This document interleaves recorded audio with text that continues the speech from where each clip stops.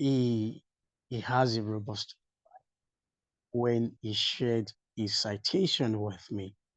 And all I could tell him was, oh, well done, Mr. Ibrahim Mustapha.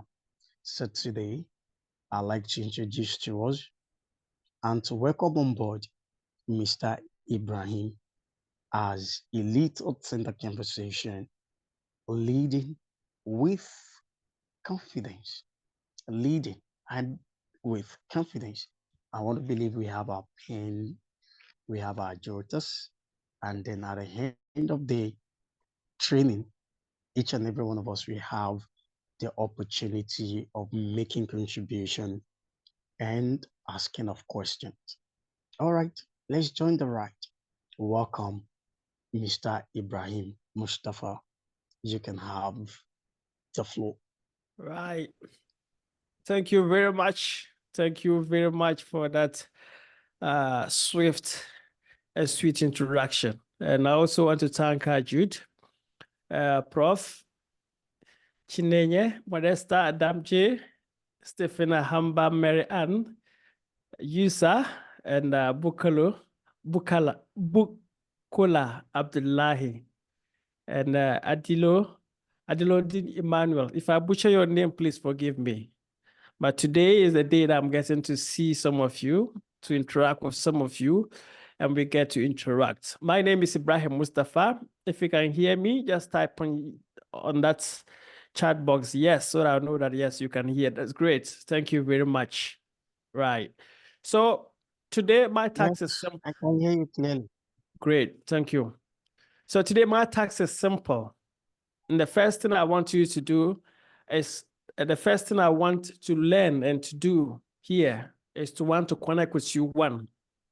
Number two is to hear from you. Number three is just to be in the moment with you.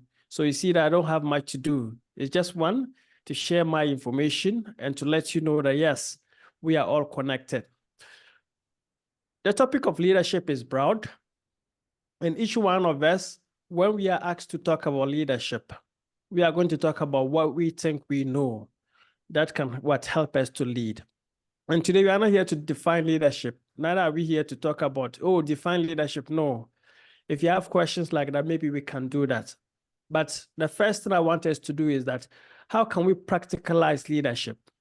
So that at the end of the day, at the end of this session, each one of you will rethink and ask him or herself that, yes, I am a leader, and how can I better lead?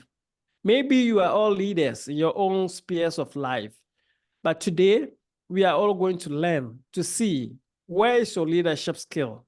What are you doing as a leader? And what have you achieved as a leader? So the first thing I'm going to start with is to let you appreciate, that's number one. Something I want you to, if you don't even understand anything and you get this, we are good to go. The first thing I want to ask you is, what is your path and what is your vision?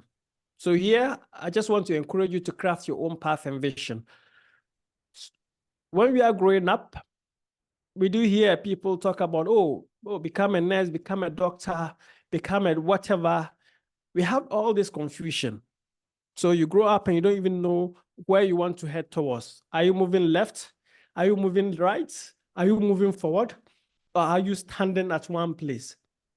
So I want to urge you, what are you doing today that you can change the world? What is your vision? What is the end goal?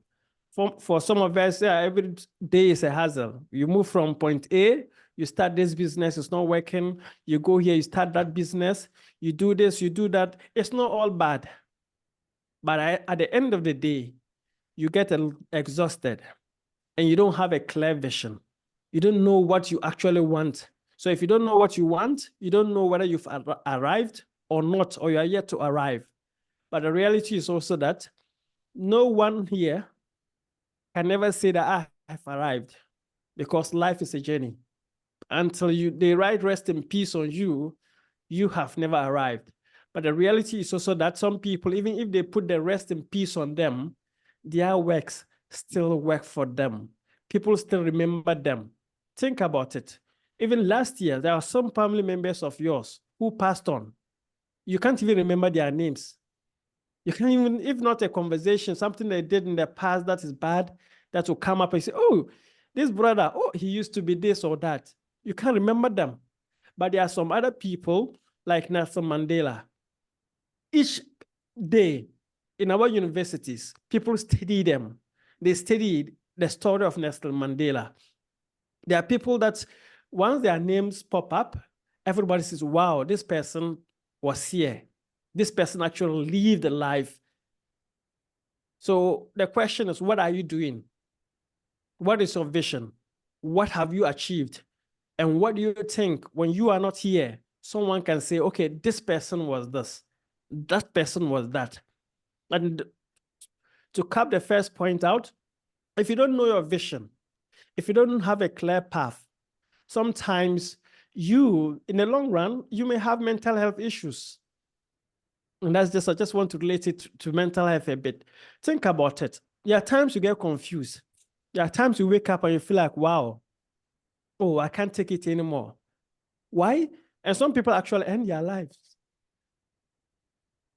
Before, maybe you know stories of people who just ended their lives, like, because they feel like they are doing a lot and they don't know whether they've arrived. They don't know when they will actually arrive. So they feel like, let me end it all. And that's part of mental health issues. So when you create a path for yourself and you have a vision, and you know that, oh, my vision may be, I want to start a business. Another way is that, okay, I want to help a lot of people in my community. I want to make a mark. I want to set a standard. I want to make sure that I've actually lived in this world.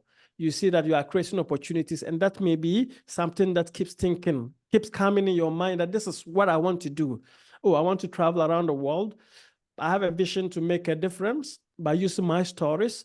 I want to make a difference by feeding people, 1 million people every year. So you see that you have a wake-up call, something to push you, and that can help you to actually reach out to your goals and do one or two things.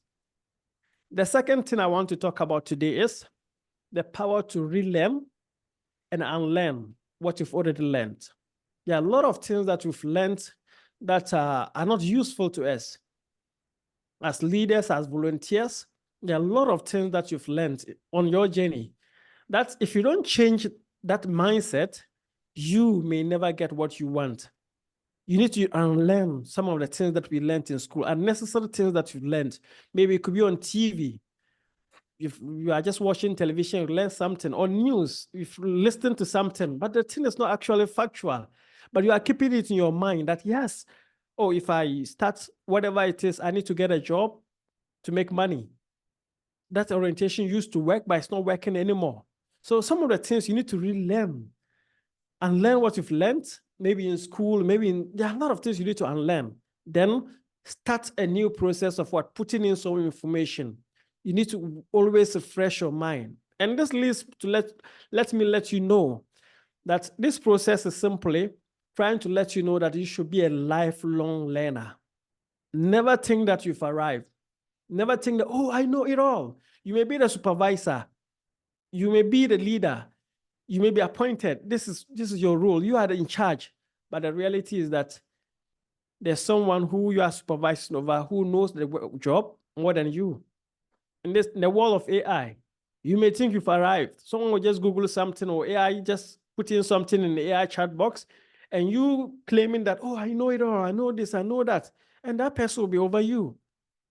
There are times that I go to schools and the teachers complain that, oh, my nursery students will ask their teachers questions and they can't answer. So it simply tells you that you need to be a student, a lifelong learner. So that simply means that don't fix your mind into one or two things and say, this is it. This is the only way you are supposed to do it. You need to relearn and learn and put in more information. So always be on the watch out to learn new things, to learn from different people. And as a group of volunteers, there are times that someone will do something and you feel like, I know more than this person. My certificate is better than this person. Oh, I'm richer than this person. And you feel like I can't learn anything from that person. And you are losing it. In this global world, nothing is impossible, but there are people who will teach you what you know and teach you, like, add 100% of what you know. You may think 1 + 1 is 2, or 2 + 2 is 4. But someone can tell you that if you add 0.5 plus 0.5 plus 0.5 plus 0.5, you are going to get 2. Someone may also say, oh, 2 + 2 is 4. And someone will teach you that 3 + 1 is also 4. So you need to what? Be open to learn. So now let's get back to the main reason why we are here. The main reason why we are here, the first two things were just things that will help you to what? To focus on what we are going to do and focus on yourself. The third thing I want to talk about is the power of self-confidence. The power of confidence and why it matters. In this world, I can tell you for a fact that whatever level of success you have achieved is due to your confidence. Knowledge may be part, experience may be part, but your confidence matters. There are a lot of people who, when you go to their offices, they are great people, great personalities. You ask them, like, I've gone to ministers, I've gone to see like member of parliaments, and they give them a platform and say, oh, because you are at ABCD, come and speak on a platform like this. And they will give excuses. They are afraid to speak. They don't have the confidence to represent themselves. These are people who are knowledgeable people. These are people who know, but they lack the confidence. They lack the confidence to lead. They may be appointed to lead, but I'm telling you, they lack the confidence. So they are afraid to take on actions. Think about it. We have parents here who are afraid to speak in public. We have parents here who are afraid to even take the stage to start a new business. You've been working for quite a long time. You've been working and taking that new initiative. You are always afraid because you don't want to move from that fixed income mindset. You don't want to even take new opportunities. We are all here to volunteer. There are times they will appoint somebody, oh, you do this. Oh, go and be our graphic designer. And you feel like, oh, I don't know that, right? So you don't even take that because you lack confidence in yourself. Yes, there are two things, knowledge and skill, but then sometimes your confidence can tell you that, oh, what if I can go onto YouTube to learn? Yes, I don't know about it. Can I learn about that? That's self-confidence. It simply means that you believe in yourself. You believe that you are going to make mistakes and you are going to do more by learning. So as volunteers, as people who know that, yes, want to do things, your self-confidence matters. Because if you are not confident about what you are doing, no one will believe in you. If you are not confident to even take the next initiative, nothing will happen. If you are not confident to lead, I'm telling you, you are going to fail. So there are great people, great personalities who we know, they know, but the reality is that because they lack confidence, they can't live. So they make mistakes. And if you don't have confidence, you feel jealous. Let me let you know this. If you don't have confidence in yourself, you are going to feel jealous about people who have confidence in themselves. So maybe you are leading you are a supervisor here, or you are leading a project, and you don't have the confidence to go to speak on TV. You are just there, you see someone who you are supervising on who is speaking on television, you get jealous. And you feel like, wow, this person is doing it. Sometimes you feel jealous just because you don't have the confidence to see others win. So it is very important that, yes, you build on your self-confidence as a leader, because confidence is key. We are all in this world. When you talk about Elon Musk, right? I will say his record shows that he's the richest person on Earth. And what are some of his initiatives? This is someone who is just using confidence to build his businesses. It's just self-confidence that he's using. Why is that important? Because look at all initiatives he has started. The current project that he's going to build on, which is he's going to build on an AI business. People have funded up to $6 billion into that project without even understanding what the project is. Tesla, it happened like that. People invested into that business. SpaceX, people invested even before seeing the reality of the business. And why is this? It's confidence. So confidence can even help you to start your businesses. Confidence can help you to become a good volunteer. Confidence can help you to change the world. Just because you are bold, just because you are willing to step up, Just because you are willing to raise up your hand and tell the world that, yes, my name is this, my name is that, you are on the verge to win. And that is what self-confidence can do. So if you are here and you don't have self-confidence, I'm telling you that it's going to drag you down. You are just going to exist in this world, and at the end of the day, they are going to pronounce you dead. Yes, because you lack confidence to take initiatives. So the fourth thing I want to talk about is that you need to build your confidence as a volunteer. It's still on confidence, but as a volunteer, this is all that you need. You need to build your confidence. So how do you build your confidence? There are one or two ways that you can build your confidence. One is taking initiatives. One is committing yourself. One is be willing to learn, like I said.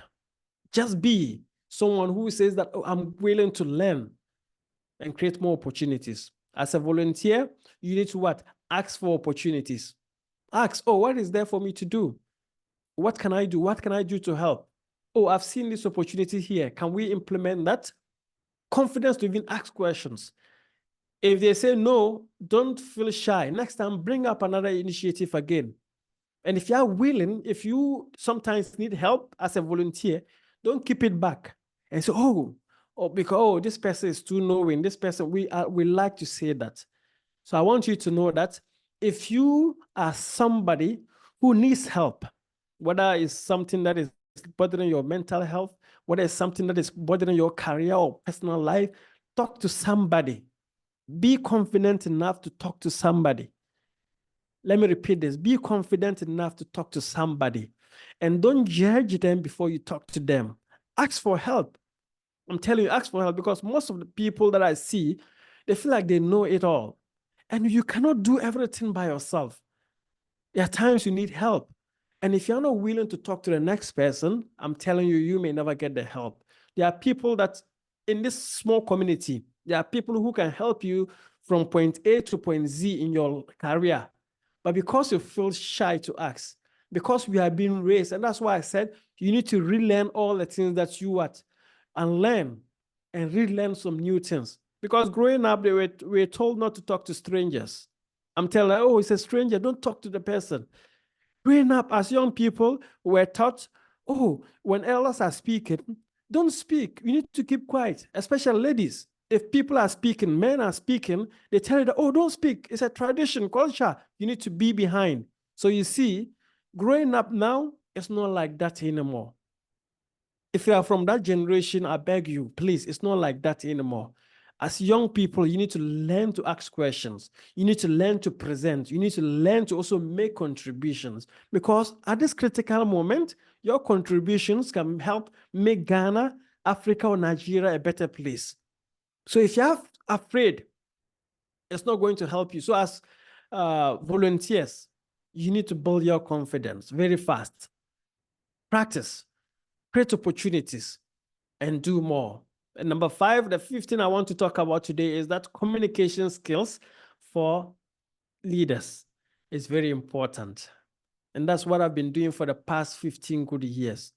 Speaking to people, training people, reaching out to people, organizations, individuals, doctors, lawyers, ministers. Everybody needs some level of confidence, some level of public speaking and communication skills. Standing in front of like a crowd of 1,000, 2 or 3, and express yourself without records or without fear of making grammatic errors, without fear of people laughing at you, is very important. So I want you to know that you need to speak in public. And how do you do that? How do you communicate as a leader?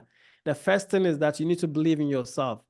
The second thing is that you need to be confident. We've already covered the confidence part of it. The third is you need to practice. Practice is key. As a speaker, you need to learn to practice. How do you practice? Right? There are a lot of ways that you can use to practice. There are a lot of ways that you can practice your speaking. The first way is you can use your phone to practice your public speaking. You can use your phone, record yourself, delete, record, speak, say Tom 5, 2, 10, whatever words. Delete that, do it again, record, keep recording, keep deleting until you feel like, oh, wow, I'm getting better. And this can help you in your Zoom meetings. This can help you in your presentations, group presentations and stuff. So the first thing is to practice using your phone. The second thing that you can do is to practice with family and friends. If I have a big speaking event, I'm speaking to 1,000 or 2,000 people or 5,000 people, what I'll do is that I'll create demo speaking opportunities to speak on the same topic. So I'm speaking to 2,000 people. I'm going to test the same presentation I'm going to do to what? 10 or 100 or 200 people. So how will I get that? I go to schools, offer to do trainings for them, and I use them to practice. So you can equally use your family and friends, your network to practice your presentation. As a leader, you need to what? Speak. You need to practice before you go on stage. So you can use your family and friends, let them stand. It could be on Zoom meetings. You can what? Use that to practice. And you practice with them, and you create opportunities for them to be able to what? To speak. And the more you start to practice, the more you create more opportunities for yourself. You can also practice by doing Zoom meetings and online, Facebook, TikTok lives and stuff. It's also another way to practice. You can also practice and stand in front of the mirror as a leader. Look at your gestures. It's very important as a speaker. The way you move, the way you smile, the way you even pronounce words. Whether you are some people and the words are not coming. Why? Because you don't have a lot of vocabulary to be able to what? Bring the words out. So if you want to speak fast, if you want to speak slow, you need to what? Learn to read aloud. So you pick a document, just pick anything. You can do that 5 minutes a day or 10 minutes. You pick a paper, you read, just read aloud and read it. It could be any topic. It could be on a Facebook post, just read aloud. It helps you to what? To speak in public of power and without any recourse to mumbling, doubling, or whatever you want to do. So you need to speak as a speaker. You need to what? Believe in yourself. And the sixth thing I want to talk about as volunteers that you need to do to lead is to invest in yourself. It's very important. Investing in yourself, investing in your brand is very important to me. So if you invest in you, people will take you serious. And once people take you serious, that is where you get all the opportunities in the world. There are a lot of people that don't invest in themselves. You're not learning, you're not reading, you're not doing anything.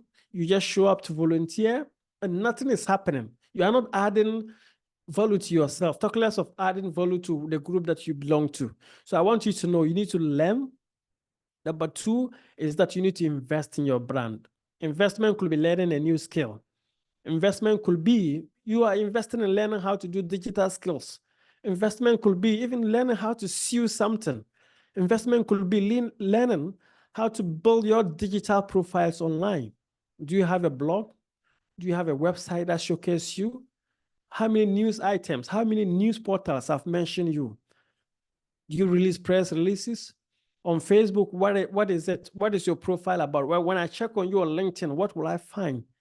Am I just going to find a picture or I'm not even going to find you there? On Facebook, what are you posting? Are you just there ghosted on people? Some of you don't have profile pictures on Facebook. When you tap that in, nothing comes up. And this is why sometimes when you go to the embassy, whether US embassy or any embassy, they can easily sit down and deny your visa because they know that you don't have a brand. You are somebody who no, if they even deny you, what can you do? Because on social media, you are not even serious on social media. So they can easily deny you and you will be there making noise. Oh, these people, because you don't have value. You don't have a brand, right? So if you have a brand, if you invest in your brand, if you are conscious about your brand, you are going to help yourself and you are going to help the group here to pioneer that cause. Imagine tomorrow we just wake up and you bring up something that says that you are going to publish a research. You are going to publish a press release that you've written about. You are going to do a press conference. You're going to publish like a blog post that portrays this organization. You are going to do something extraordinary, right? If you are somebody like that, don't you think we'll value you? So please, try and invest in yourself. Learn different ways to invest in yourself. If you cannot even invest in yourself, be conscious of your social media marketing, how you portray yourself, what the pictures you even post, how you present yourself. This will lift you up from where you are to where you want to get into. So what? Learn to invest in yourself. And the final thing I want to talk about, and we have a conversation, is just start your leadership journey. Start your leadership journey. I want you to know that leadership is not about positions. Leadership is not about, oh, they've appointed you here. No. Leadership is about you making sure that you get the right things in life. Then you can affect and effect change in your society or community. So when you wake up this morning, or if you wake up tomorrow by grace, you need to tell yourself, oh, I have an assignment to do. I need to go to this place. I need to join this Zoom meeting. I need to send this proposal. I need to report to this person. I need to go here. I need to make this phone call. I need to even eat. All this spans on you. That's your leadership journey. If you cannot do that, you're not leading. So first of all, you need to lead yourself. That's number one. You need to lead you to get what you want. And also, once they give you opportunities to serve in this journey, in your group, then you start to lead. So you need to start leading. Leadership is a verb, right? You need to take action. Start taking action. And once you're taking action, you are leading. And that's what I want you to leave you with. You are already a leader. You don't need anyone's permission. You don't need anyone to appoint you before you can say, oh, I'm a leader. No, you are leading. And based on the fact that you are leading, you need to lead. You may complain. I know, day in and day out, as young Africans, we complain about virtually everything. Or the leaders that we've appointed are not doing anything, or political leaders. We complain every day. And once we are even in a car, or lorry station, and we see people complaining, we join them just because we feel like we also want to complain. But the reality is that the leaders you are pointing at, that they are failing you. It's not the leaders, it's you who is failing you, because you can do something to make a difference in your own community. You can build yourself above political leadership, because there are some Nigerians or some Africans who have outlived their governments. They are creating more opportunities, even more than their governments. And I can tell you for a fact, there's a guy who is called Ibrahim in Tamale. He has invested more money in tourism in that region than any government in the last 20 years. So this is an individual. He has a place that people travel all the way from universities across the world, from France, from US. They just come to see his art in Tamale. So you see, he has led himself. This is someone who is not complaining, or he may even decide to complain about things that are not going on well, but that is not stopping him from leading. He is leading. So I want you to know that you are a leader. Start leading, create opportunities to lead, and keep moving forward. Thank you very much. If you have a question, we can have a conversation. So this is where I'm going to leave this year. And if there are questions, then we can ask, then we continue the program. Thank you very much. I appreciate it.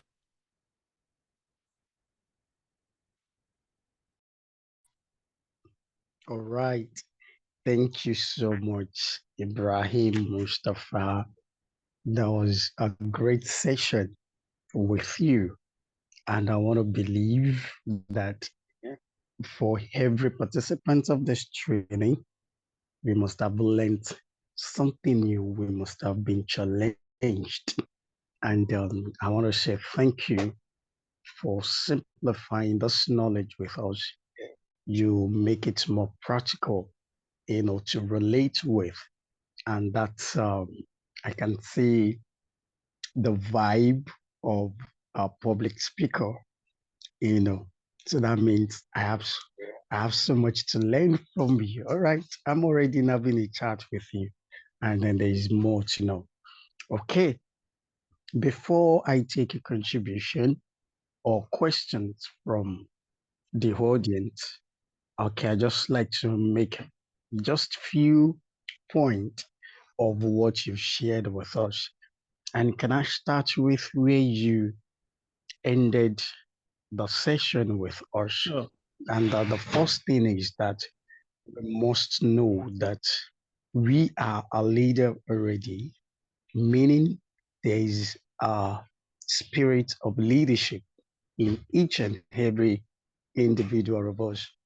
It only depends on if we are how we are making use of the spirit of the leadership in us. Either it is sleeping or it is being active.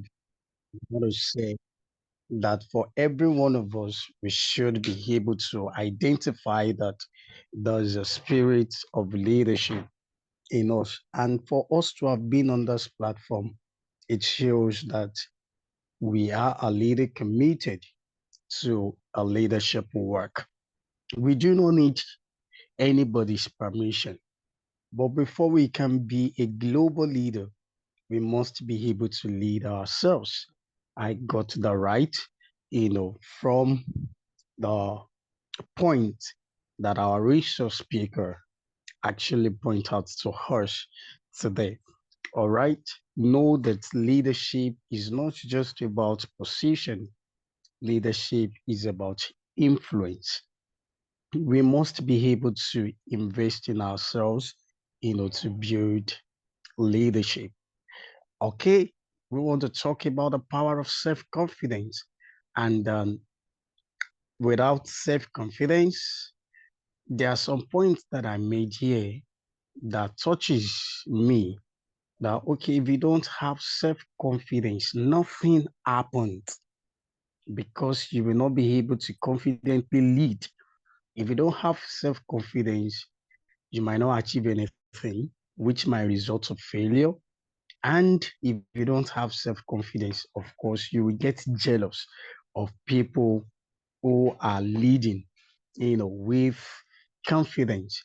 Yes, there is this also part of we must be able to take initiatives. We must be able to ask for opportunities. We must be able to learn to talk to somebody. I don't know how many of us will talk to people about GYMHA. I don't know how much have you been able to tell somebody, the within this community that why haven't we been seeing you in the volunteer training, that is being held monthly, and why we haven't even been having new volunteers. This is a challenge to us. So learn to talk to somebody about this commission that we are committed to. Okay, you must be able to build communication skills. You need to be able to speak in public. You need to be able to, do a lot of things.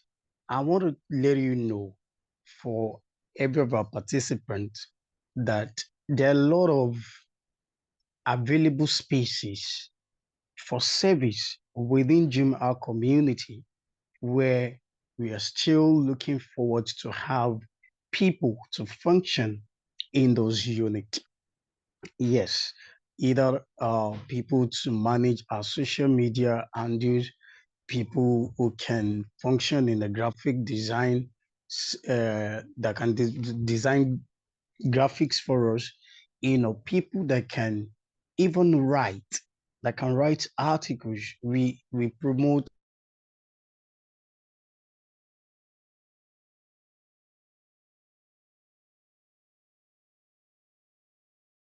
us. Okay, so this is a challenge for us to do something. And we've been told how we can practice, you can practice, practice, practice, practice until you become better. Or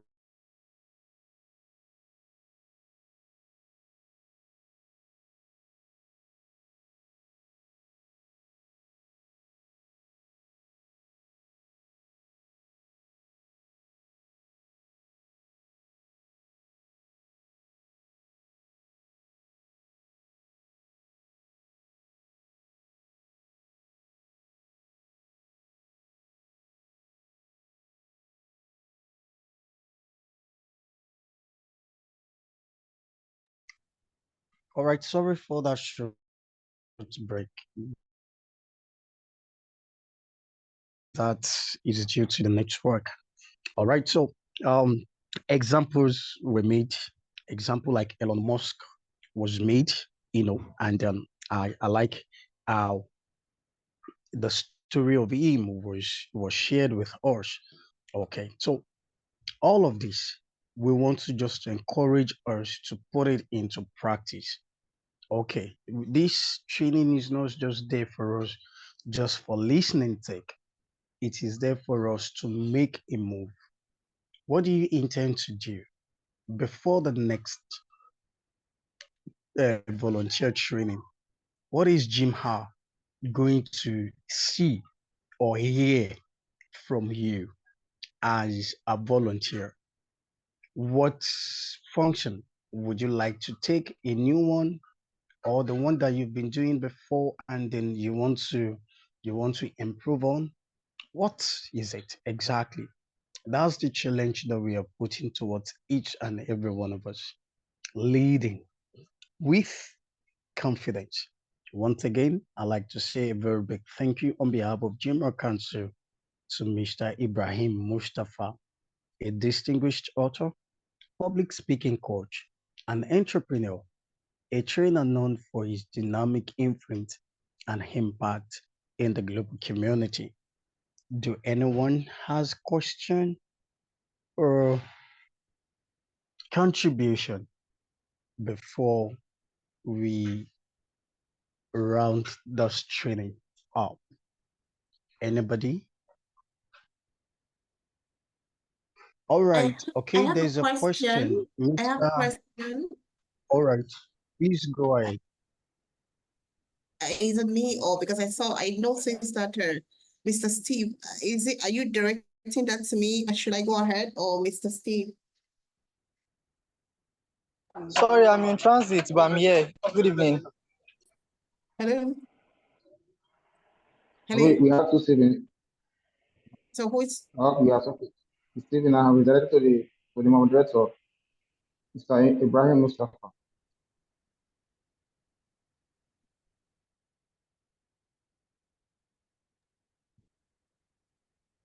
Who has a question? Okay, I do. I have a question. Should I go ahead? Yes, you can. Okay, so this very short session, but quite educative, quite inspiring. I really love every point you highlighted. So this is my question, talking about self-confidence. What do you do in a situation where the person you're working with, who happens to be your boss, kinds of becomes insecure about your level of confidence? I'll use myself as an example, my personal experience, a situation where I love to use initiative to do things, you understand, but the person that it's ahead of you, let me say your boss, feels very insecure. Do you then hide those attributes? What do you do in such a situation? They don't allow you to use your initiatives. They feel, I don't want to use the word threaten, but I'm safe using the word insecurity. So in this kind of situation, you're in an organization where, you have all this in you, but you're being prevented from expressing a lot of stuff that is embedded in you, all because the person that you're working with, you really have shall I say, a severe level of insecurity. What do you do about that? How do you go about it? So there are a lot of things that you can do in this situation. So the first thing that I will advise, and I've seen this scenario happen quite a lot to a lot of people, especially young, great, talented people who are growing up.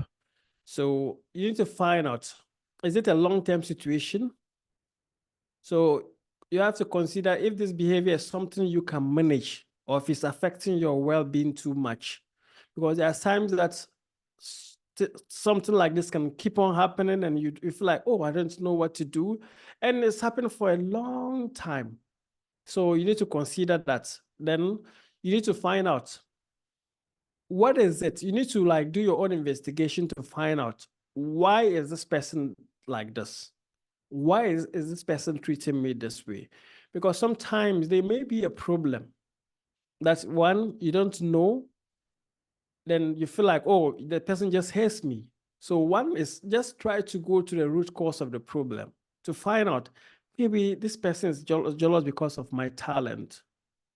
Maybe this person is jealous because maybe if you are a lady or you are a guy, someone can hate you just because you are eyeing the person's crush. Because he's the boss, the new volunteers, and you are crashing on someone that the person can hate you for life and treat you like an animal. So find out if that's the problem, then you feel like, oh, you approach the boss in a subtle way to let the person know that, oh, this person, I don't even have anything to do with the person, like in a professional way, right? The second thing is that you need to seek support. Try to seek support, external support from someone who you feel like can actually make an impact when the person has a voice to. So one is that, like you just mentioned out, seek support. Maybe there's someone who is more senior than that person. You go and you seek mentorship type of support from the person. So, oh, this is me. My name is Ibrahim Mustapha. I've been working in this organization, and I like the way you do things, and you are like a mentor to me. So this is what I'm going through. So one, you can seek an external support. The second thing also is that as a confident leader, you just need to go head on and start to solve the issue. So go one-on-one with the person, and you go and you try to find out. And it's the same type of mentorship. So you go and sit with that person and you start letting the person, just make the person feel big, right?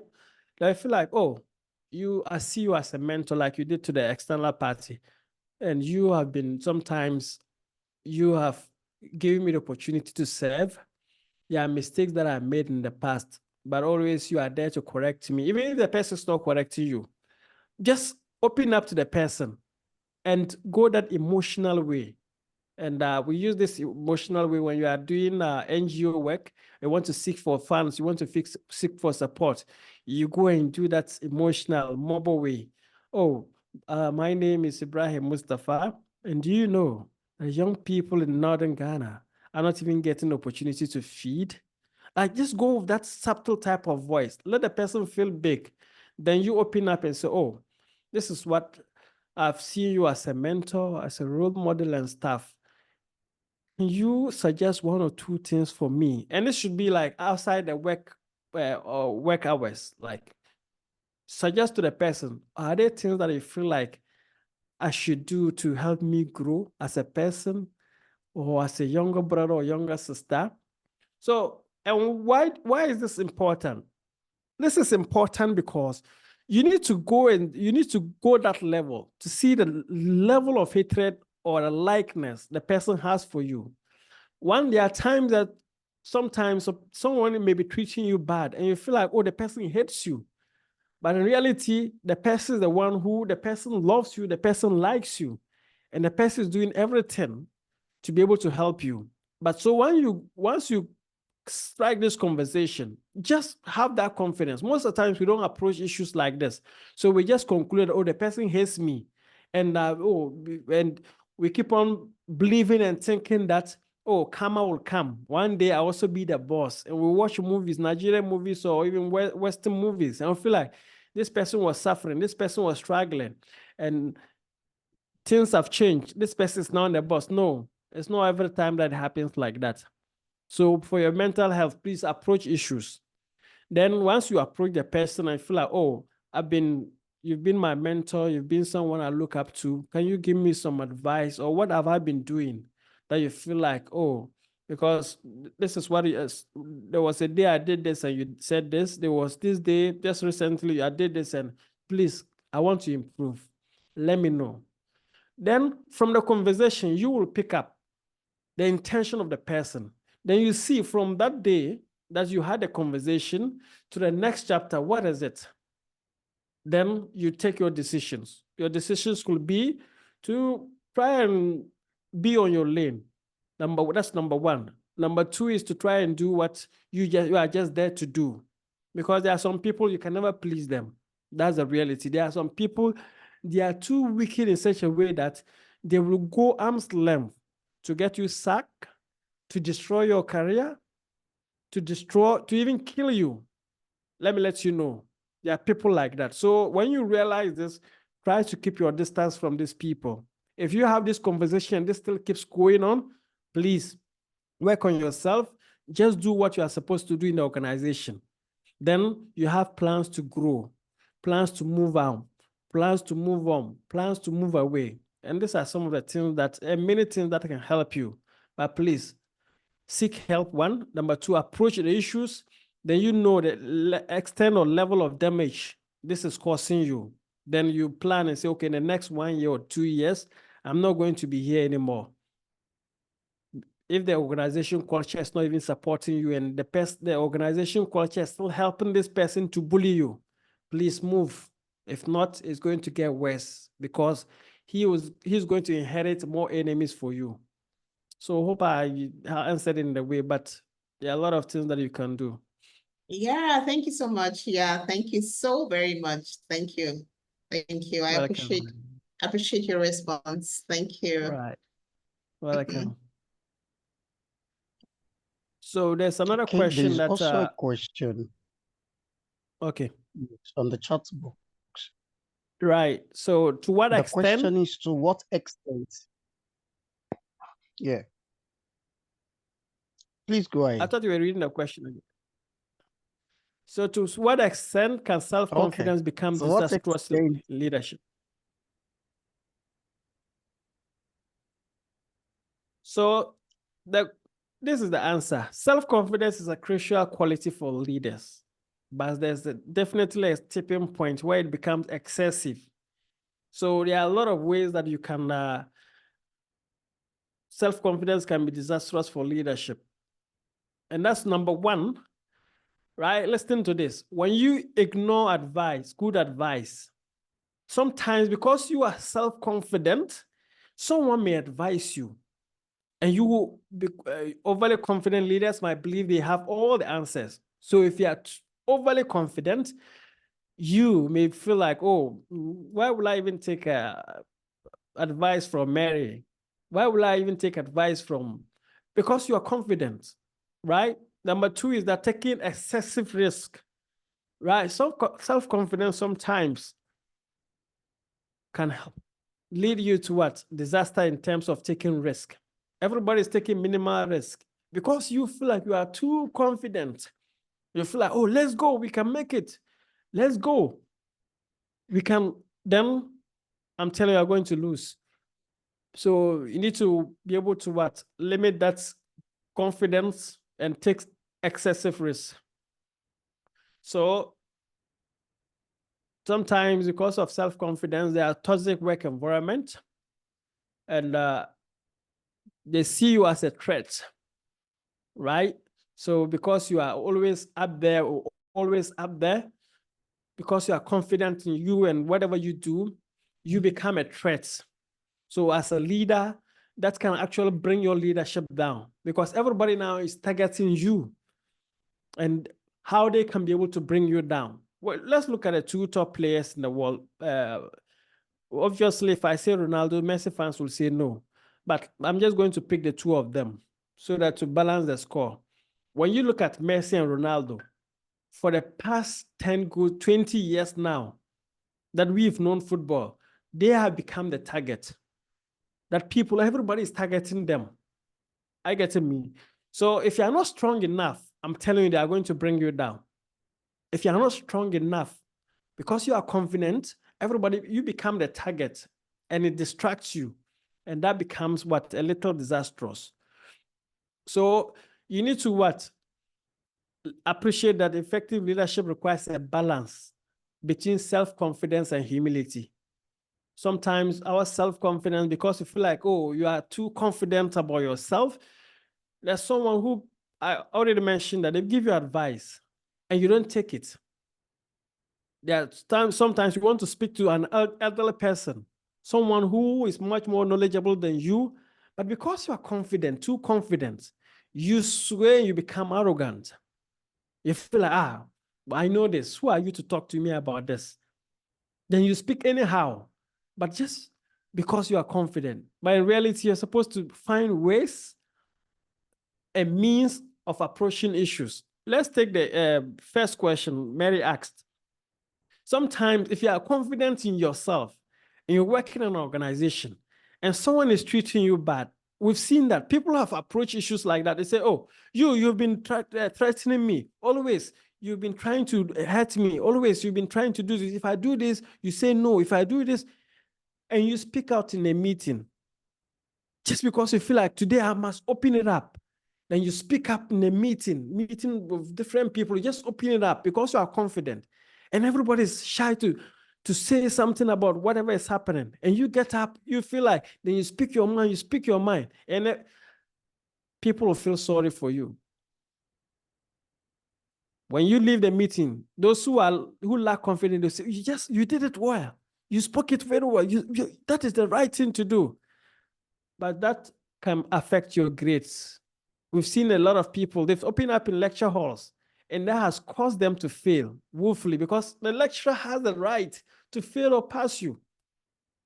Sorry for this. This is what is happening in Africa. I don't know the other educational system elsewhere, but I know for a fact that a lecturer can say you will not pass, and you will definitely not pass. But elsewhere, you may challenge, and by even in the challenge process, you are going to challenge against another lecturer. So you see, so that is when self-confidence can actually affect you. So you need to balance the score between self-confidence and humility. Know that we are all humans. If you want to advise a kid, if you want to talk to a kid, you need to know the language.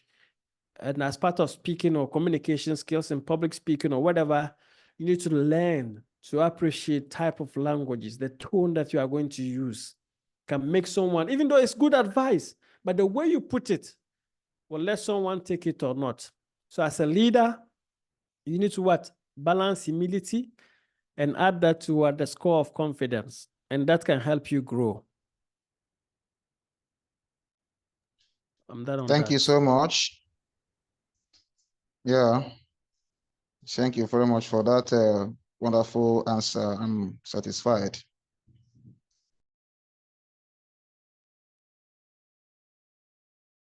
All right. Thank you so much, Mr. Ibrahim Mustapha.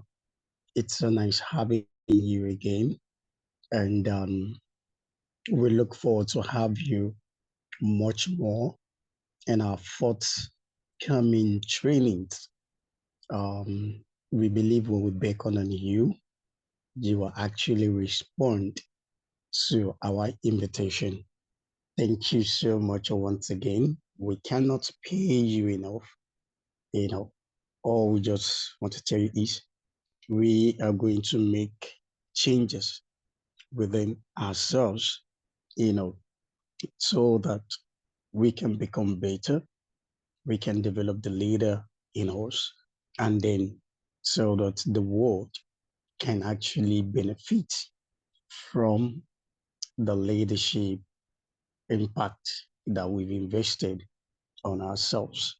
And I want to tell you that the GYMHA Governing Council really appreciate you for your time, for your effort, and for the knowledge that you've shared with us. Thank you so much. I also want to say thank you to every other person that have attended us training. We'll look forward to have you again in the next edition. Okay, but before then, I look forward to see many of us, do great things in the name of GYMHA. Okay.